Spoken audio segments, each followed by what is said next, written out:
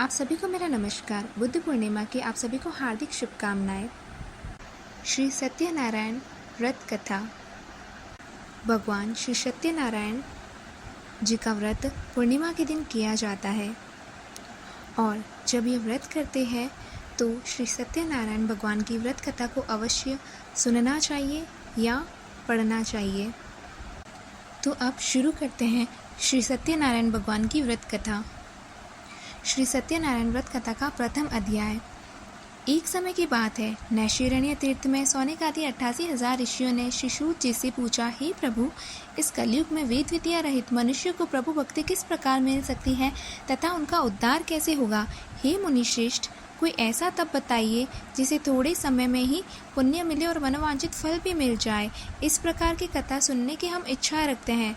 सर्व शास्त्रों की ज्ञाता सूत जी बोली, हे वैष्णवों, मैं पूज्य, आप सभी ने प्राणियों की हित की बात पूछी है, इसलिए मैं एक ऐसे श्रेष्ठ व्रत को आप लोगों को बताऊंगा जिसे नारद जी ने श्री लक्ष्मी नारायण जी से पूछा था और लक्ष्मीपति ने मुनि श्रेष्ठ नारद जी से कहा था। तो अब आप सब इसे ध्यान से सुनिए।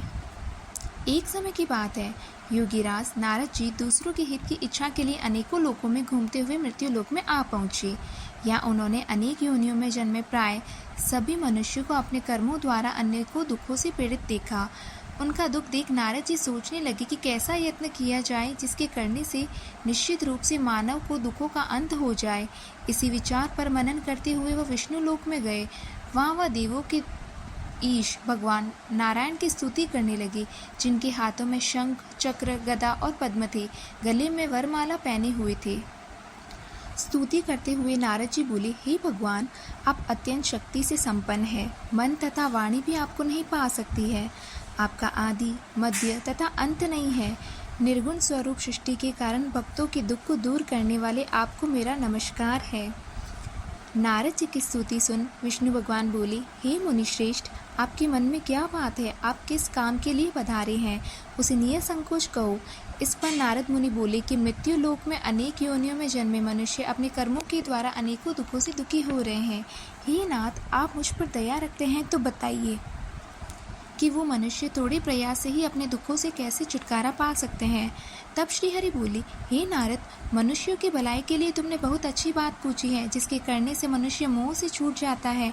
वह बात मैं कहता हूँ, उसे सुनो। स्वर्ग लोक व मृत्यु लोक दोनों में एक दुर्लभ उत्तम व्रत है जो पुण्य देने वाला है। आज मैं प्रेमवश होकर मैं उसे तुमसे कहता हूँ। श्री सत्यनारायण भगवान का ये व्रत अच्छी तरह विधान पूर्वक करके मनुष्य तुरंत ही याद सुख भोग कर मरने पर मोक्ष पाता है। श्री हरि के वचन सुन नारद जी बोले कि उस व्रत का फल क्या है और उसका विधान क्या है, यह व्रत किसने किया था और इस व्रत को किस दिन करना चाहिए, सभी कुछ विस्तार से बताएं। तब नारद जी की बात सुनकर श्री हरि विष्णु भगवान बोले, दुख व शोक को दूर करने वाला ये व्रत सभी स्थानों पर विजय दिलाने वाला है। मानव को भक्ति व श्रद्धा के साथ शाम को श्री सत्यनारायण की पूजा धर्मपरायण होकर ब्राह्मणों व बंधुओं के साथ करनी चाहिए। भक्ति भाव से ही नैवेद्य, केले का फल, घी, दूध और गेहूँ का आटा सवैया ले। गेहूं के स्थान पर साटे का आटा, शक्कर तथा गुड़ लेकर वह सभी भक्षण योग्य पदार्थों को मिलाकर भगवान को भोग लगाए। ब्राह्मणों सहित बंधु बांधवों को भी भोजन कराए। उसके बाद स्वयं भोजन करे। भजन कीर्तन के साथ भगवान की भक्ति में लीन हो जाए। इस तरह से श्री सत्यनारायण भगवान का ये व्रत करने पर मनुष्य की सारी इच्छाएं निश्चित रूप से पूरी होती है। इस कलिकाल अर्थात कलियुग में मृत्यु लोक में मोक्ष का यही एक सरल उपाय बताया गया है। इति श्री सत्यनारायण व्रत कथा का प्रथम अध्याय संपूर्ण। श्रीमन्नारायण नारायण नारायण, भजमन नारायण नारायण नारायण। श्री सत्यनारायण भगवान की जय। श्री सत्यनारायण भगवान का दूसरा अध्याय। सूत जी बोली, हे ऋषियों, जिसने पहले समय में इस व्रत को किया था उसका इतिहास कहता हूँ, ध्यान से सुनो। सुंदर काशीपुरी नगरी में एक अत्यंत निर्धन ब्राह्मण रहता था। भूख प्यास से परेशान वह धरती पर घूमता रहता था। ब्राह्मणों से प्रेम करने वाले भगवान ने एक दिन ब्राह्मण का वेश धारण कर उसके पास जाकर पूछा, हे विप्र, नित्य दुखी होकर तुम पृथ्वी पर क्यों घूमते हो? दीन ब्राह्मण बोला, मैं निर्धन ब्राह्मण हूँ, भिक्षा के लिए धरती पर घूमता हूँ। हे भगवान, यदि आप इसका कोई उपाय जानते हो तो बताइए। वृद्ध ब्राह्मण कहता है कि सत्यनारायण भगवान मनोवांछित फल देने वाले हैं, इसलिए तुम उनका पूजन करो। इसे करने से मनुष्य सभी दुखों से मुक्त हो जाता है। फिर वृद्ध ब्राह्मण बनकर आए सत्यनारायण भगवान उस निर्धन ब्राह्मण को व्रत का सारा विधान बताकर अंतर्धान हो गए। ब्राह्मण मन ही मन सोचने लगा कि जिस व्रत को वृद्ध ब्राह्मण करने को कहा गया है, मैं उसे ज़रूर करूँगा। यह निश्चय करने के बाद उसे रात में नींद नहीं आई। वह सवेरे उठकर सत्यनारायण भगवान के व्रत का निश्चय कर भिक्षा के लिए चला गया। उस दिन निर्धन ब्राह्मण को भिक्षा में बहुत सा धन मिला, जिससे उसे बंधु बांधवों के साथ मिलकर श्री सत्यनारायण भगवान का व्रत संपन्न किया। भगवान सत्यनारायण का व्रत संपन्न करने के बाद वह निर्धन ब्राह्मण सभी दुखों से छूट गया और अनेक प्रकार की संपत्तियों से युक्त हो गया। उसी समय से यह ब्राह्मण हर माह इस व्रत को करने लगा। इस तरह से सत्यनारायण भगवान के व्रत को जो मनुष्य करेगा वह सभी प्रकार के पापों से छूटकर मोक्ष को प्राप्त होगा। जो मनुष्य इस व्रत को करेगा वह भी सभी दुखों से मुक्त हो जाएगा। श्री सूत जी बोली कि इस तरह से नारद जी से नारायण जी का कहा हुआ श्री सत्यनारायण व्रत को मैंने तुमसे कहा। हे विप्रो, मैं अब और क्या कहूँ। ऋषि बोली, हे मुनिवर, संसार में उस विप्र से सुनकर और किस किसने इस व्रत को किया, हम सब इस बात को सुनना चाहते हैं। इसके लिए हमारे मन में श्रद्धा का भाव है। सूत जी बोली, हे मुनियों, जिसने इस व्रत को किया है वह सब सुनो। एक समय वही विप्र धन व ऐश्वर्य के अनुसार अपने बंधु बांधवों के साथ इस व्रत को करने को तैयार हुआ।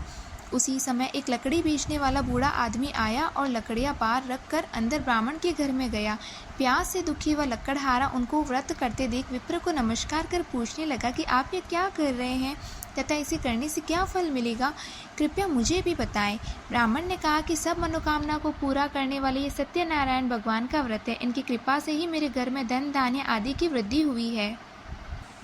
और विप्र से सत्यनारायण व्रत के बारे में जानकर लकड़हारा बहुत प्रसन्न हुआ। चरणामृत लेकर वह प्रसाद खाने के बाद वह अपने घर गया। लकड़हारे ने अपने मन में संकल्प किया कि आज लकड़ी बेचने से जो धन मिलेगा उसी से श्री सत्यनारायण भगवान का उत्तम व्रत करूंगा। मन में इस विचार को लिए बूढ़ा आदमी सिर पर लकड़ियाँ रख उस नगर में बेचने गया जहाँ धनी लोग ज़्यादा रहते थे। उस नगर में उसे अपनी लकड़ियों का दाम पहले से 4 गुना अधिक मिलता है। बूढ़ा प्रसन्नता के साथ दाम लेकर केले, शक्कर, घी, दूध, दही और गेहूं का आटा ले और सत्यनारायण भगवान के व्रत की अन्य सामग्रियां लेकर अपने घर गया। वहां उसने अपने बंधु बांधवों को बुलाकर विधि विधान से श्री सत्यनारायण भगवान का पूजन का व्रत किया। इस व्रत के प्रभाव से वह बूढ़ा लकड़हारा धन, पुत्र आदि से युक्त होकर संसार के समस्त सुख भोग अंत काल में बैकुंठ धाम चला गया। इति श्री सत्यनारायण व्रत कथा का 2वां अध्याय संपूर्ण। श्रीमन्नारायण नारायण नारायण, भजमन नारायण नारायण नारायण। श्री सत्यनारायण भगवान की जय। श्री सत्यनारायण व्रत कथा का 3वां अध्याय। सूत जी बोली, हे श्रेष्ठ मुनियों, अब आगे की कथा कहता हूँ। पहले समय में उल्कामुख नाम का एक बुद्धिमान राजा था। वह सत्यवक्ता और जितेंद्रिय था। प्रतिदिन देव स्थानों पर जाता और निर्धनों को धन देकर उनके कष्ट को दूर करता था। उसकी पत्नी कमल के समान मुख वाली तथा सती साध्वी थी। भद्रशिला नदी के तट पर उन दोनों ने श्री सत्यनारायण भगवान का व्रत किया। उसी समय साधु नाम का एक वैश्य आया। उसके पास व्यापार करने के लिए बहुत सा धन भी था। राजा को व्रत करते देखकर वह विनय के साथ पूछने लगा, हे राजन, भक्ति भाव से पूर्ण होकर आप ये क्या कर रहे हैं? मैं सुनने की इच्छा रखता हूँ, तो आप मुझे बताएं। राजा बोला, हे साधु, अपने बंधु बांधवों के साथ पुत्रादि की प्राप्ति के लिए एक महाशक्तिमान श्री सत्यनारायण भगवान का व्रत व पूजन कर रहा हूँ। राजा के वचन सुन साधु आदर से बोला, हे राजन, मुझे इस व्रत का सारा विधान कहिए। आपके कथनानुसार मैं भी इस व्रत को करूँगा। मेरी भी संतान नहीं और इस व्रत को करने से निश्चित रूप से मुझे संतान की प्राप्ति होगी। राजा से व्रत का सारा विधान सुन व्यापार से निवृत्त हो वह अपने घर गया। साधु वैश्य ने अपनी पत्नी को संतान देने वाले इस व्रत का वर्णन कर सुनाया और कहा कि जब मेरी संतान होगी तब मैं इस व्रत को करूँगा। साधु ने इस तरह के वचन अपनी पत्नी लीलावती से कहे। एक दिन लीलावती पति के साथ आनंदित हो सांसारिक धर्म में प्रवृत्त होकर श्री सत्यनारायण भगवान की कृपा से गर्भवती हो गई। 10वें महीने में उसके गर्भ से एक सुंदर कन्या ने जन्म लिया। दिनों दिन वह ऐसे बढ़ने लगी जैसे कि शुक्ल पक्ष का चंद्रमा बढ़ता है। माता पिता ने अपनी कन्या का नाम कलावती रखा। एक दिन लीलावती ने मीठे शब्दों में अपने पति को याद दिलाया कि आपने सत्यनारायण भगवान के जिस व्रत को करने का संकल्प किया था उसे करने का समय आ गया है। आप इस व्रत को करिए। साधु बोला कि हे प्रिय, इस व्रत को मैं उसके विवाह पर करूँगा। इस प्रकार अपनी पत्नी को आश्वासन देकर वह नगर को चला गया। कलावती पिता के घर में रवृद्धि को प्राप्त हो गई। साधु ने एक बार नगर में अपनी कन्या को सखियों के साथ देखा तो तुरंत ही दूत को बुलाया और कहा कि मेरी कन्या के योग्य वर देखकर आओ। साधु की बात सुनकर दूत कंचन नगर में पहुंचा और वहां देखभाल कर लड़की के सुयोग्य वणिक पुत्र को ले आया। सुयोग्य लड़के को देख साधु ने बंधु बांधवों को बुलाकर अपनी पुत्री का विवाह कर दिया। लेकिन दुर्भाग्य की बात यह है कि साधु ने अभी भी श्री सत्यनारायण भगवान का व्रत नहीं किया। इस पर श्री भगवान क्रोधित हो गए और शाप दिया कि साधु को अत्यधिक दुख मिले। अपने कार्य में कुशल साधु बनिया जमाई को लेकर समुद्र के पास स्थित होकर रत्नासारपुर नगर में चला गया। वहां जाकर दामाद ससुर दोनों मिलकर चंद्रकेतु राजा के नगर में व्यापार करने लगी। एक दिन भगवान सत्यनारायण की माया से एक चोर राजा का धन चुरा कर भाग रहा था। उसने राजा के सिपाहियों को अपना पीछा करते देख चुराया हुआ धन वहां रख दिया जहाँ साधु अपनी जमाई के साथ ठहरा हुआ था। राजा के सिपाहियों ने साधु वैश्य के पास राजा का धन पड़ा देखा तो वह ससुर जमाई दोनों को बांधकर प्रसन्नता के साथ राजा के पास ले गए और कहा कि उन दोनों चोरों को हम पकड़ लाए हैं, आप आगे की कार्यवाही की आज्ञा दें। राजा की आज्ञा से उन दोनों को कठिन कारावास में डाल दिया गया और उनका सारा धन भी उनसे छीन लिया गया। श्री सत्यनारायण भगवान से श्राप से साधु की पत्नी भी बहुत दुखी हुई। घर में जो धन रखा था उसे चोर चुरा ले गए। शारीरिक तथा मानसिक पीड़ा व भूख प्यास से अति दुखी हो अन्न की चिंता में कलावती ब्राह्मण के घर गई। वहां उसने श्री सत्यनारायण भगवान का व्रत होते देखा, फिर कथा भी सुनी। वह प्रसाद ग्रहण कर वह रात को वापस अपने घर आई। माता ने कलावती से पूछा कि हे पुत्री, अब तक तुम कहाँ थी, तेरे मन में क्या है? तब कलावती ने अपनी माता से कहा, हे माता, मैंने एक ब्राह्मण के घर में श्री सत्यनारायण भगवान का व्रत देखा है। कन्या के वचन सुन लीलावती भगवान की पूजन की तैयारी करने लगी। लीलावती ने परिवार व बंधुओं सहित सत्यनारायण भगवान का पूजन किया और उनसे वर मांगा कि मेरे पति तथा जमाई शीघ्र घर आ जाए। साथ ही यह भी प्रार्थना की कि हम सबका अपराध क्षमा करे। श्री सत्यनारायण भगवान इस व्रत से संतुष्ट हो गए और राजा चंद्रकेतु को सपने में दर्शन दे कहा कि हे राजन, तुम उन दोनों वैश्यों को छोड़ दो और तुमने उनका जो धन लिया है उसे वापस कर दो। अगर ऐसा नहीं किया तो मैं तुम्हारा धन, राज्य व संतान सभी को नष्ट कर दूंगा। राजा को ये सब कह कर वह अंतर्धान हो गए। प्रातःकाल सभा में राजा ने अपना सपना सुनाया, फिर बोले कि वणिक पुत्रों को कैद से मुक्त कर सभा में लाओ। दोनों ने आते ही राजा को प्रणाम किया। राजा मीठी वाणी में बोला, हे महानुभावों, भाग्यवश ऐसा कठिन दुख तुम्हें प्राप्त हुआ है, लेकिन अब तुम्हें कोई भय नहीं है। ऐसा कर राजा ने उन दोनों को नए वस्त्राभूषण भी पहनाए और जितना धन उनका लिया था उससे दुगना धन वापस कर दिया। दोनों वैश्य अपने नगर को चल दिए। इति श्री सत्यनारायण व्रत कथा का 3य अध्याय संपूर्ण। श्रीमन नारायण नारायण नारायण बजमन नारायण नारायण नारायण। श्री सत्यनारायण भगवान की जय। श्री सत्यनारायण व्रत कथा का 4th अध्याय। सूत जी बोले, वैश्य ने मंगलाचार कर अपनी यात्रा आरंभ की और अपने नगर की ओर चल दिए। उनकी थोड़ी दूर जाने पर एक दंडी वेशधारी श्री सत्यनारायण भगवान ने उनसे पूछा, हे साधु, तेरी नाव में क्या है? अभिवाणी वणिक हंसता हुआ बोला, हे दंडी, आप क्यों पूछते हो? क्या धन लेने की इच्छा है? मेरी नाव में तो बैल व पत्ते भरे हुए हैं। वैश्य के कठोर वचन सुन भगवान बोले, तुम्हारा वचन सत्य हो। दंडी ऐसे वचन कर वहां से दूर चले गए। कुछ दूर जाकर समुद्र के किनारे बैठ गए। दंडी के जाने के बाद साधु वैश्य ने नित्य क्रिया के पश्चात नाव को ऊंची उठते देखकर अचंभा माना और नाव में बैल पत्ते आदि देख वह मूर्छित हो जमीन पर गिर पड़ा।